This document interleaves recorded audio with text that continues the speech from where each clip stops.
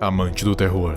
Tudo começa com o início da criação, na época em que a grande árvore do conhecimento foi plantada. E dela todas as outras coisas foram criadas, inclusive a escuridão. Muitos deuses anciões nasceram da escuridão. Inclusive, acredito que entre eles estava Makhain e Yaldabaoth, mas é só uma teoria.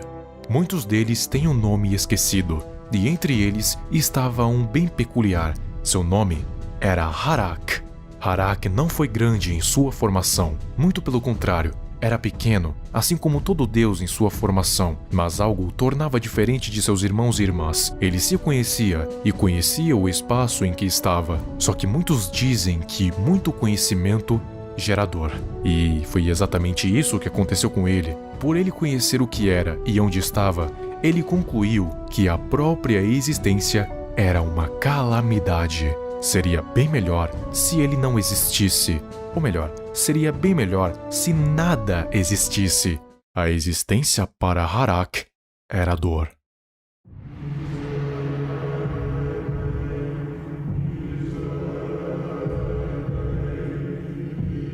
Por isso então, ele acabou consumindo seus irmãos e irmãs para conseguir poder. E ele conseguiu. Só que este pecado lhe causou muita dor à medida que ele crescia, e isso acendeu a chama do ódio em seu coração obscuro, e ele veio a amaldiçoar toda a criação e o seu Criador, prometendo destruir a árvore, seus galhos e raízes e tudo o que elas sustentavam. Essa era a sua promessa.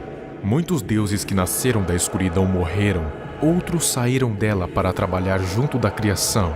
Provavelmente Makhain e Yaldabaoth. E os que não saíram de lá envelheceram e se tornaram poderosos, mas tiveram que se submeter à subjugação de Harak. Depois que já não havia mais deuses para ele subjugar, ele se declarou o Rei das Trevas e mudou seu nome para Hnif-Higor. E assim criou o seu próprio reino, um reino feito exclusivamente para atormentar a criação e todos que faziam parte dela. Ele queria replicar a sua dor e as almas dos mortos eram desviadas para lá para serem torturadas das piores formas possíveis, sendo impedidos de ter o seu descanso tão merecido. E agora, ele é um ser que quase beira o poder absoluto, mas é um poder totalmente desconhecido. Portanto, não há como saber o quão poderoso ele pode ser, mas é um poder que pode subjugar mundos inteiros e deuses inferiores. Porém, ele ainda precisa de um exército para isso, ou seja, ele não tem poder suficiente para fazer tudo isso sozinho. Depois que as fronteiras do seu reino foram estabelecidas, o rei então declarou guerra contra toda a criação, e essa é uma guerra que dura até os dias de hoje.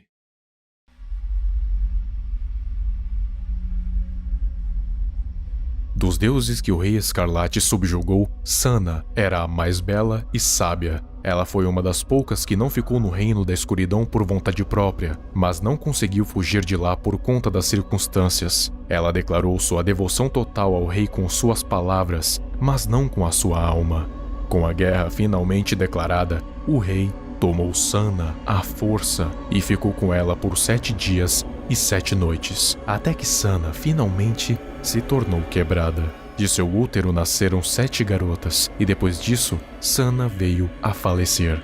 E o rei ficou conhecido como Shormosh-Urdal, o Rei Escarlate. O rei esperava que nascessem 7 filhos com seu sangue para lhe ajudar na guerra, mas em vez disso, nasceram 7 filhas. E o Rei Escarlate viu isso como uma oportunidade de conceber um exército inteiro. Então, o que ele fez? Exato.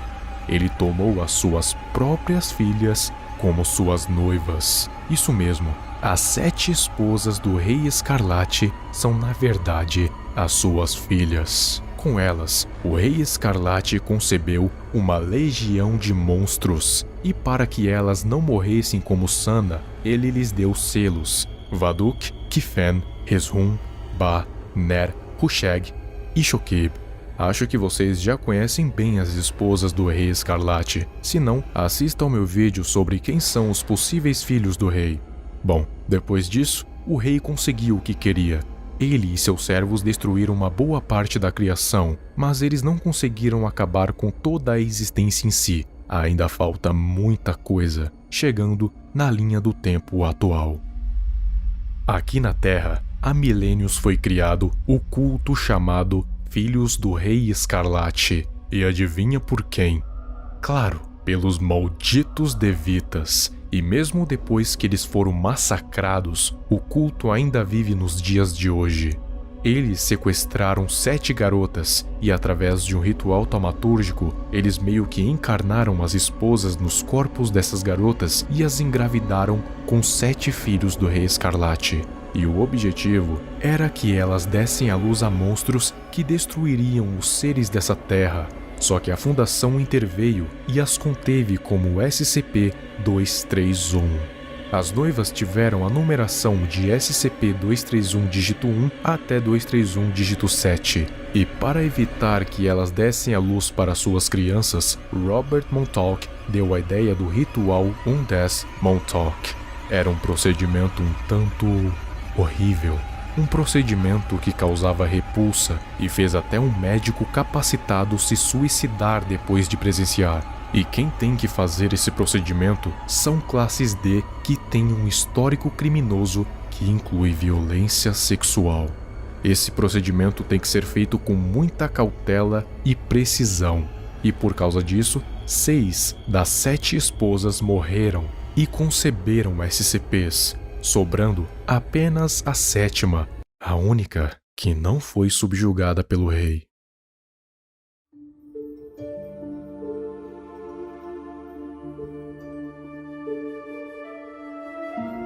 Ela ficou sendo submetida a um Undead Montauk durante um longo tempo, mas depois de uma decisão do Concílio O5, eles decidiram que iriam deixar a 7ª criança nascer, pois eles acreditavam que por ser a 7ª esposa, a criança não seria um monstro, e sim um herói.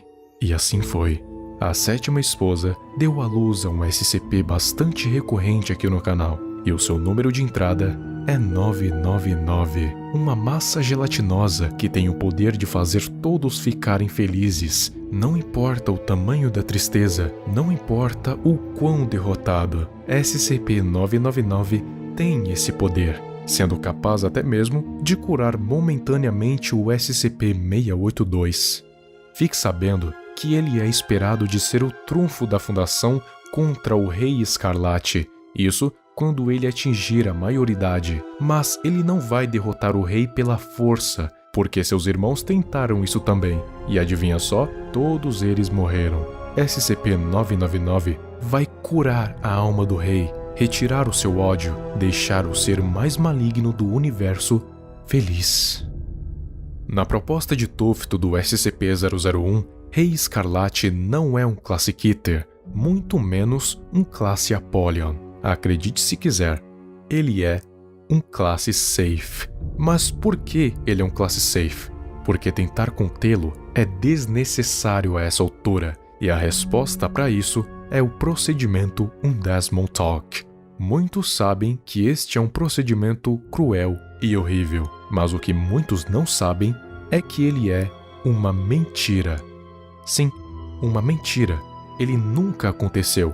Quer dizer, na verdade, ele aconteceu, mas não é tão horrível quanto dizem. O abuso, o médico que deu um fim à sua vida, tudo isso é inventado.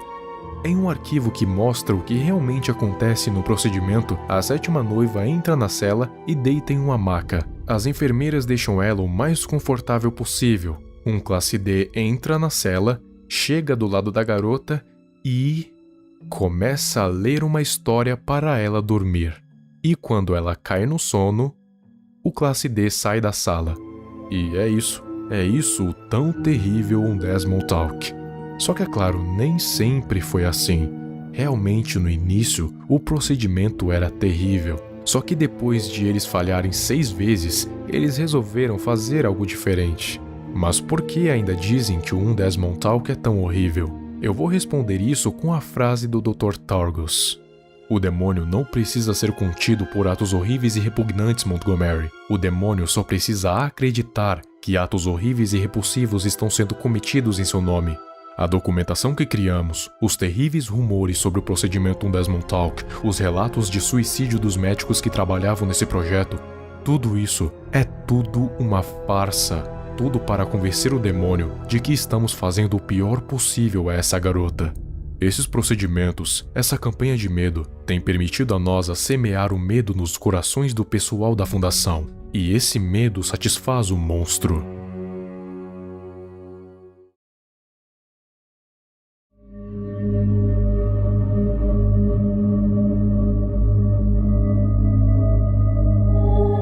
Simplificando, eles não precisam fazer atos horríveis para conter o Rei Escarlate. Eles precisam fazer ele acreditar que está acontecendo atos horríveis em seu nome. E precisam fazer os funcionários da fundação acreditarem que estão acontecendo atos horríveis, porque isso alimenta o medo, e o medo mantém o Rei Escarlate contido. Mesmo depois do SCP-999 ter nascido, eles ainda continuam o processo. Tanto é que no documento do SCP-999 não diz onde ele foi descoberto e nem diz a sua origem, porque eles querem manter os funcionários acreditando que o procedimento ainda está acontecendo, pois é isso que mantém ele contido, e é isso que faz ele ser um classe safe, porque o Rei Escarlate não tem olhos para ver a brutalidade, não tem ouvidos para ouvir os gritos, ele só consegue sentir o medo e a angústia.